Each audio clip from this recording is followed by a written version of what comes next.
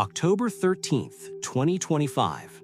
The eyes of the entire world will once again turn toward Boca Chica, Texas, as SpaceX prepares to launch Starship Flight 11, the next giant step in humanity's quest to reach Mars. This isn't just another test flight. It's the continuation of Elon Musk's bold vision to make humanity multiplanetary. But before we talk about what's coming tomorrow, let's rewind a bit and remember where this incredible story left off. The last time SpaceX launched Starship, that was Flight 10, the world witnessed a near-perfect climb to orbit. The booster did its job beautifully, Starship separated cleanly, and the vehicle achieved most of its test objectives. Sure, there were fiery moments and rough landings, but the data gathered from that flight changed everything. It proved one thing: Starship works. After Flight 10, SpaceX engineers immediately went back to work at Starbase.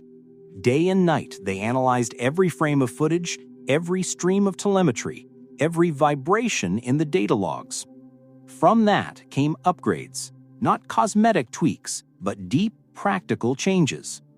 Flight 11 uses a brand new pair of vehicles, Booster 15 and Ship 38, both second-generation builds. Their engines, structures, and thermal protection have all been refined for better performance and survivability.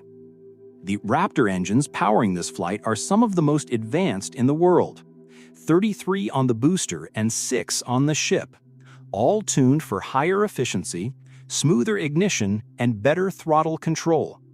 These engines can deliver more thrust while wasting less fuel. That means more control during takeoff and re-entry, and ultimately, full reusability. The heat shield tiles you'll see covering Ship 38 are another big deal. Engineers have reinforced their mounting system and improved the tile composition to better withstand the hellish temperatures of re-entry, over 1,400 degrees Celsius.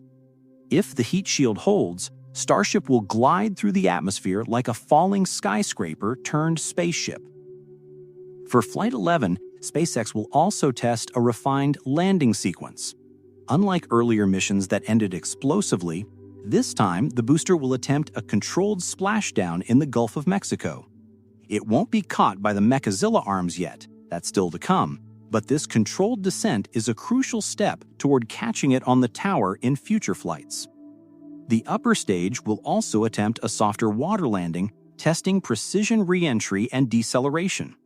It's risky, yes, but remember, every test is designed to push boundaries.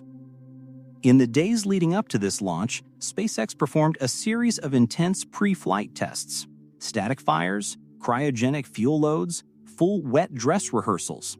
Each test verified the health of the vehicle, checked for leaks, confirmed sensor accuracy, and validated that the guidance systems are talking perfectly to the engines.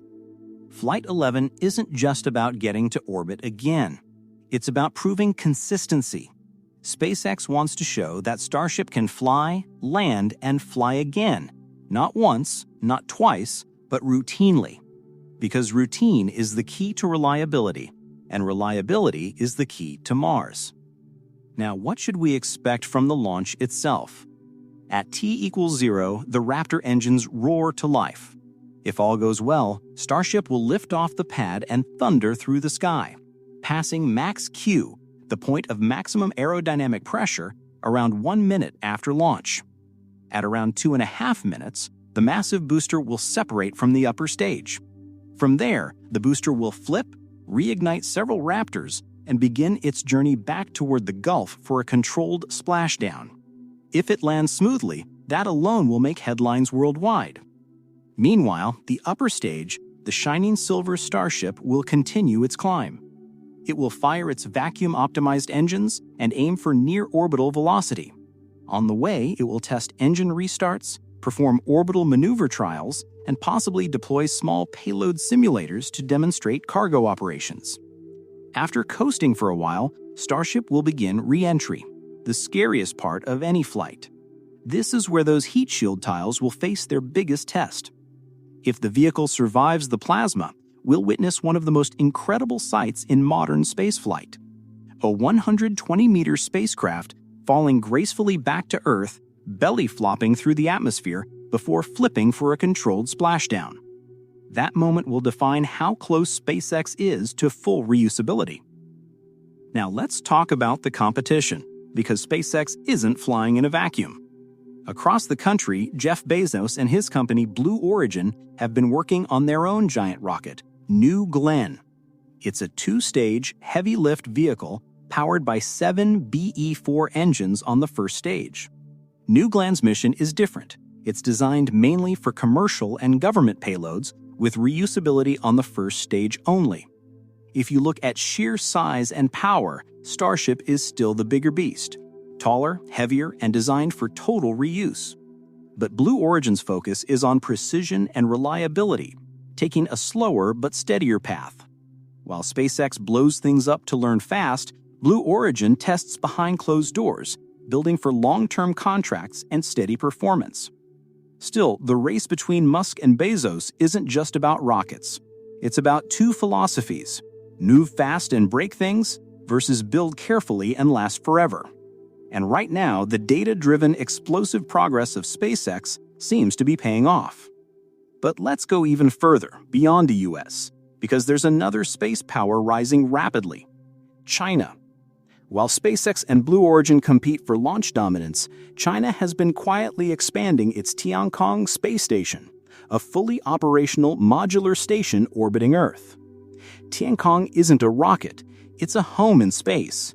Chinese astronauts, known as taikonauts, live and work there for months at a time, conducting scientific research, experiments, and even spacewalks. Now, how does that compare to Starship? Well, Starship isn't a space station. It's a transport system. If Tiangong is a home in space, Starship is the cargo ship that could one day deliver furniture, building materials, and people to orbit, the Moon, and Mars. Different missions, but connected futures. China's achievements in human spaceflight are no joke. Their Shenzhou missions have demonstrated reliable docking, long-term crew habitation, and even robotic cargo resupply. And while SpaceX is leading in rocket reusability, China is leading in sustained orbital presence.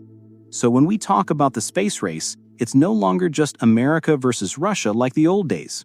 It's a three-way sprint between SpaceX's innovation, Blue Origin's precision, and China's long-term strategy. Now, what makes Starship Flight 11 special is that it sits right at the center of all this competition.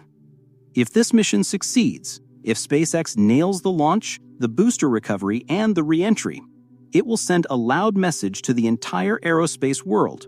Reusable super heavy rockets are not a dream anymore. They're happening. And if they fail, that's still a win, because every explosion, every lost booster, every cracked heat shield tile gives SpaceX the data to improve. Remember, Falcon 9 failed several times before it became the most reliable rocket on Earth. So as you watch Flight 11 tomorrow, here are the key moments to look out for. First, the ignition and liftoff. If you see a clean launch, the rest of the flight will likely go smoothly. Second, the stage separation. That's a critical test of timing and precision. Third, the booster landing. Watch for camera feeds of the controlled descent. It's one of the hardest maneuvers in rocketry. And finally, the re-entry of the upper stage. If the camera survives long enough to show plasma streaming around the ship, that's pure history in the making. Beyond this flight, SpaceX's next steps are even more ambitious. In-orbit fuel refilling tests, Starlink V3 deployments, and eventually the first crewed test mission using Starship. Each flight is a building block toward the ultimate goal: carrying humans to Mars. Think about that for a second. Tomorrow's test flight, that rumbling, flame-filled, deafening moment, is part of a plan that could one day make you, me, or our children citizens of another world. That's the scale of what's happening here. Meanwhile, Blue Origin will continue developing New Glenn, aiming to compete commercially, while China will expand Tiangong, possibly inviting international partners aboard. The 2030s could bring a future where starships deliver payloads to a Chinese or American outpost on the Moon, a new kind of cooperation or maybe competition in deep space. So tomorrow's launch isn't just another SpaceX livestream.